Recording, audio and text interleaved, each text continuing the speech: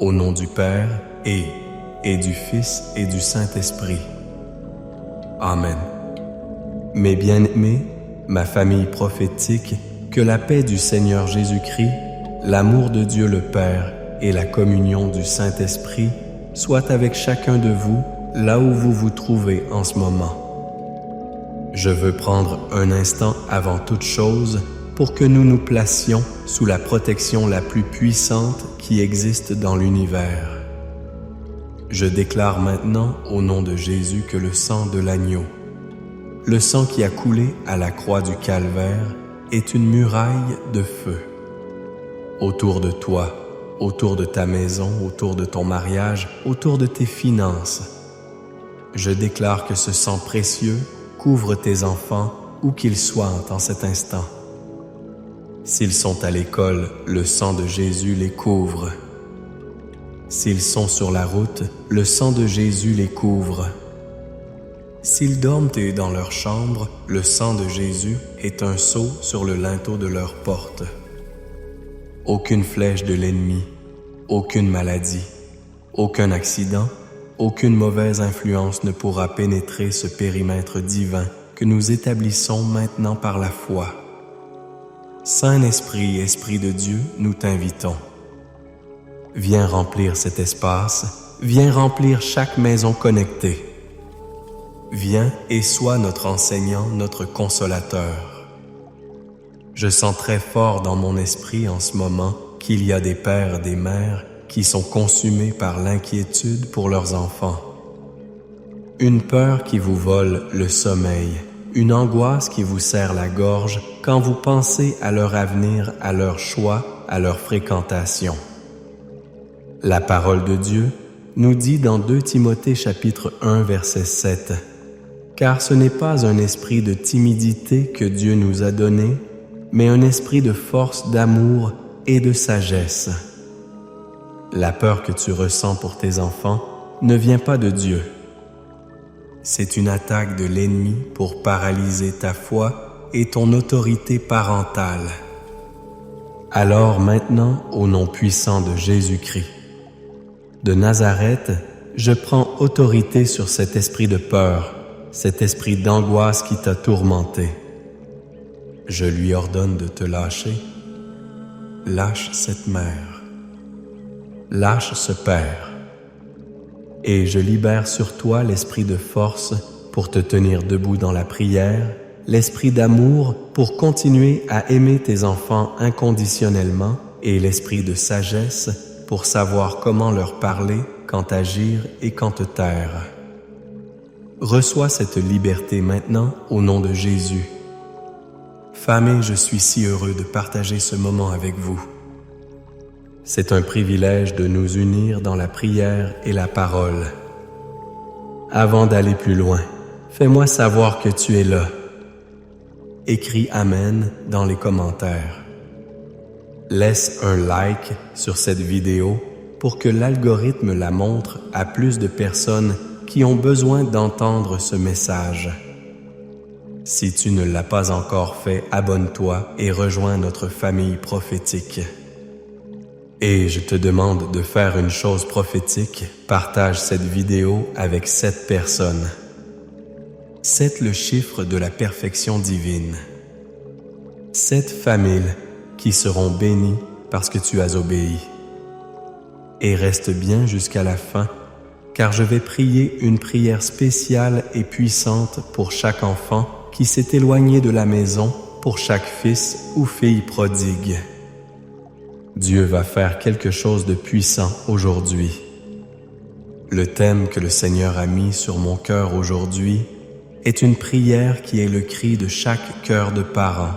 Seigneur, bénis chaque pas de mes enfants. Et notre fondation biblique sera le psaume 91, la forteresse spirituelle que Dieu nous a donnée. Nous vivons dans un monde où dès que nos enfants franchissent la porte de la maison, ils entrent sur un champ de bataille. Un champ de bataille pour leur identité, pour leur pureté, pour leur destinée.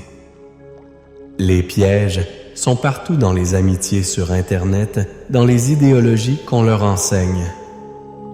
Et en tant que parents, nous ne pouvons pas être physiquement avec eux 24 heures sur 24.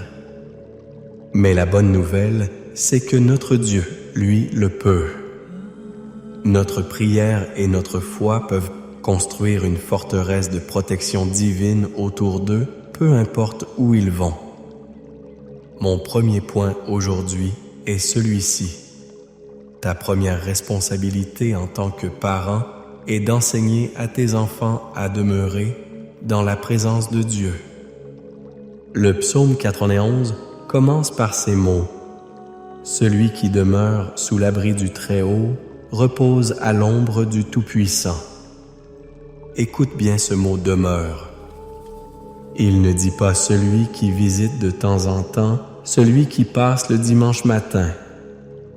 Il dit celui qui demeure. Demeurer, c'est faire de la présence de Dieu sa maison, son adresse permanente. C'est là que se trouve la véritable sécurité. Trop de parents chrétiens se contentent d'emmener leurs enfants à l'église, mais ne leur apprennent pas à construire une relation personnelle, une demeure avec le Seigneur. La protection divine n'est pas une police d'assurance que l'on souscrit en allant à l'église. C'est le fruit d'une intimité. Comment enseignons-nous à nos enfants à demeurer? Pas seulement par nos paroles, mais par notre exemple. Ton enfant te voit-il demeurer? Quand tu fais face à une mauvaise nouvelle, quel est ton premier réflexe? Est-ce que tu cours vers le téléphone pour te plaindre à un ami? Ou est-ce que tu cours dans ta chambre pour te mettre à genoux? Quand tu as une décision importante à prendre, est-ce que ton enfant t'entend dire « Voyons ce que la parole de Dieu dit à ce sujet ». Je me souviens d'une sœur dans notre église.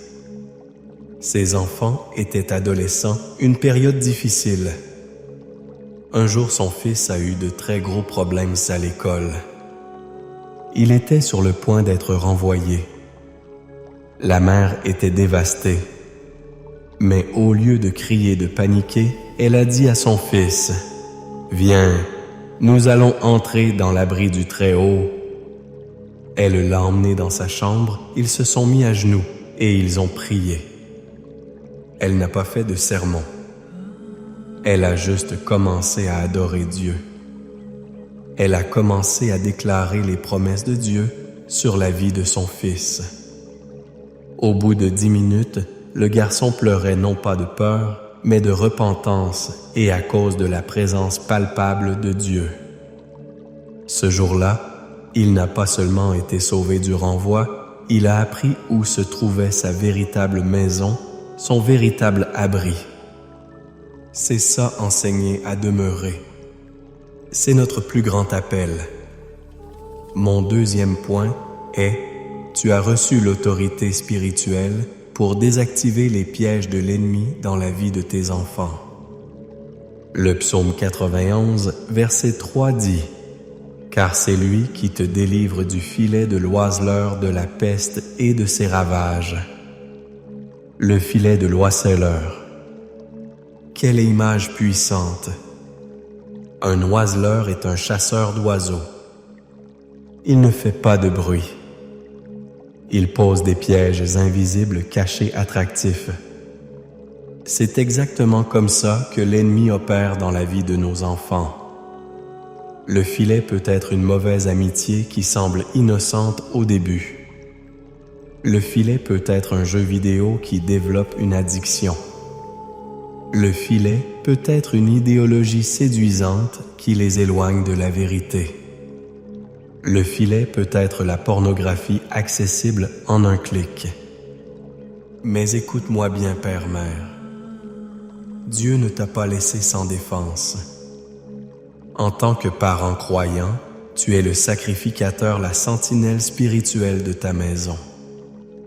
Tu as l'autorité au nom de Jésus de repérer ces filets par le discernement du Saint-Esprit et de les briser par la prière avant même que tes enfants ne s'y fasse prendre. Ne sois pas un parent passif, sois un parent guerrier. Lève-toi la nuit et prie. Marche dans la chambre de tes enfants pendant qu'ils dorment, impose-leur les mains et déclare: Au nom de Jésus, je te délivre de tout filet de l'oiseleur. Aucune addiction ne te capturera. Aucune mauvaise compagnie ne te détournera. Aucune idéologie mensongère ne séduira ton intelligence. Tu es à Christ. Regarde la vie de David. Avant d'affronter Goliath, il avait déjà vaincu le lion et l'ours en secret en protégeant les brebis de son père. De la même manière, nos plus grandes victoires pour nos enfants se remportent dans le secret de la prière en affrontant les lions et les ours spirituels qui rôdent autour d'eux bien avant qu'ils n'aient à faire face à leur Goliath. Prie les Écritures sur eux. Déclare sur ton fils: Tu marcheras sur le lion et sur l'aspic. Tu fouleras le lionceau et le dragon.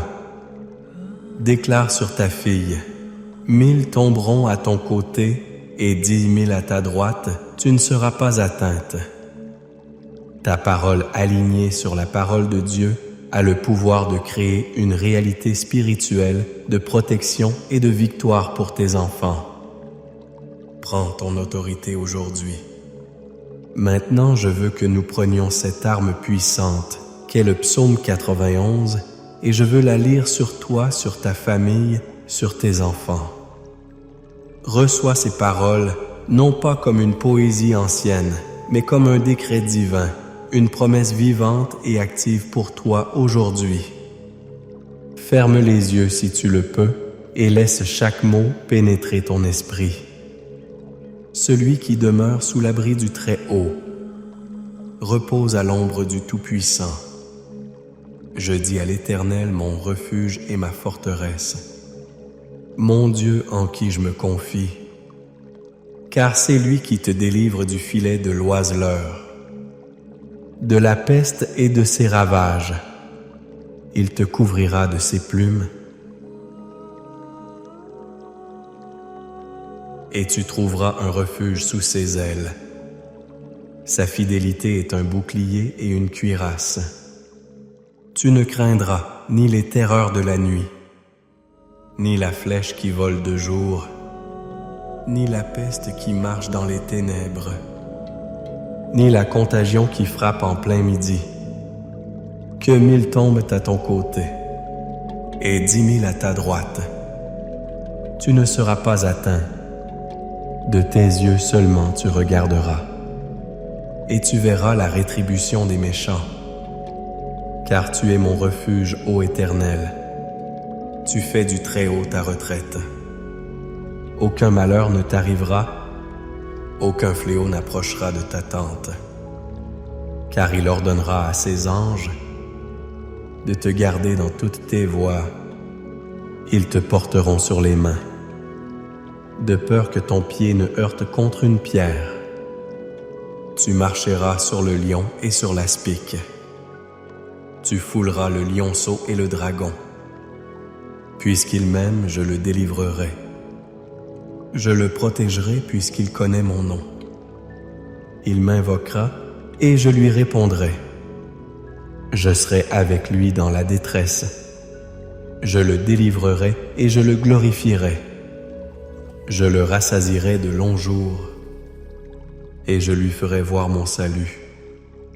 Amen. Que cette parole s'accomplisse dans ta vie. Maintenant, entrons dans ce temps de prière finale. Je veux que tu mettes toute ta foi en action. Père éternel, Dieu Tout-Puissant, nous venons devant ton trône de grâce avec confiance.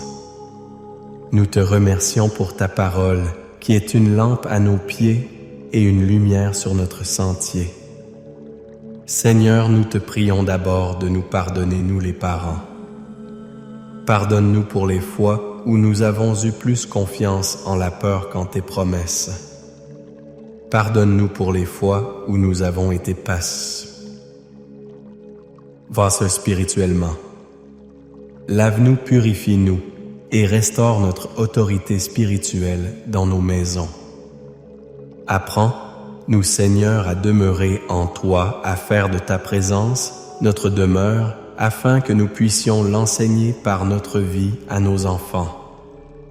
Et maintenant, Père, comme je l'ai promis, je lève vers toi chaque parent dont le cœur est brisé à cause d'un enfant. Je lève vers toi cette mère qui pleure la nuit en regardant la chambre vide de son fils qui est parti.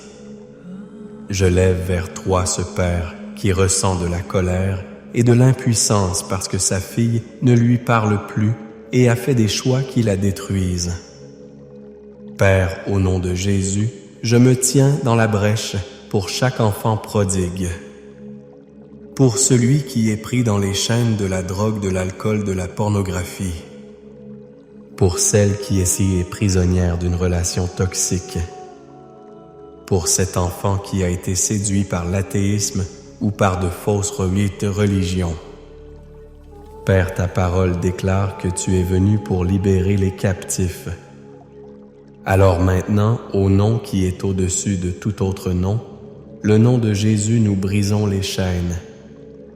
Nous lions l'esprit de rébellion, l'esprit de confusion, l'esprit de mensonge. Et nous déclarons le retour à la maison. Saint-Esprit, nous te commissionnons maintenant, va le chercher là où il est, va la trouver, là où elle se cache. Conviens-le de pécher, rappelle-lui l'amour de son Père céleste et l'amour de ses parents terrestres. Crée une sainte insatisfaction dans son cœur pour le monde. Organise les circonstances pour son retour.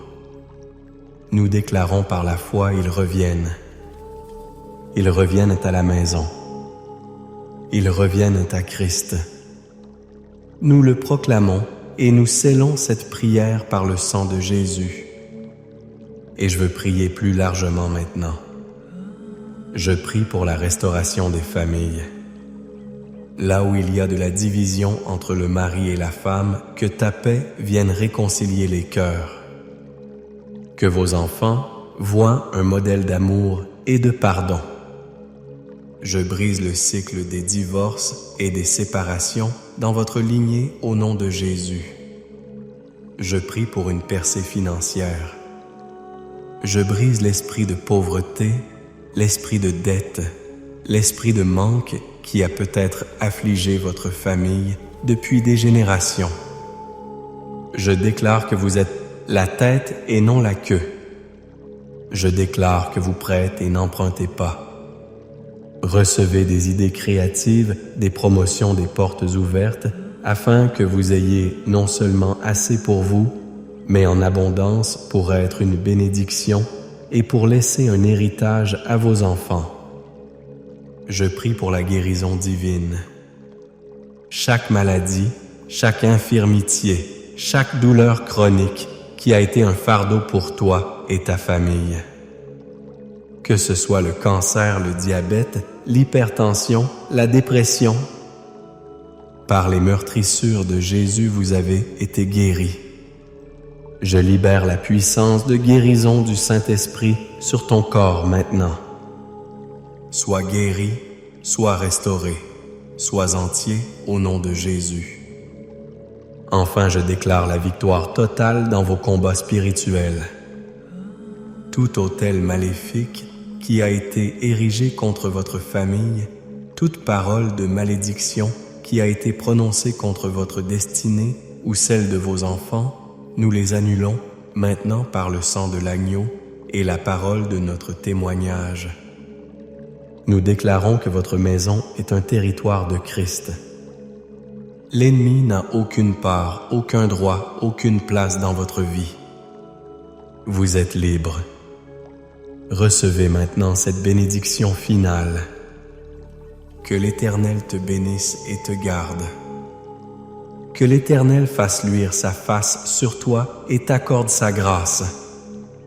Que l'Éternel tourne sa face vers toi, vers tes enfants, vers toute ta maison et qu'il vous donne la paix. La paix dans votre esprit, la paix dans votre cœur, la paix dans vos relations, la paix dans vos finances.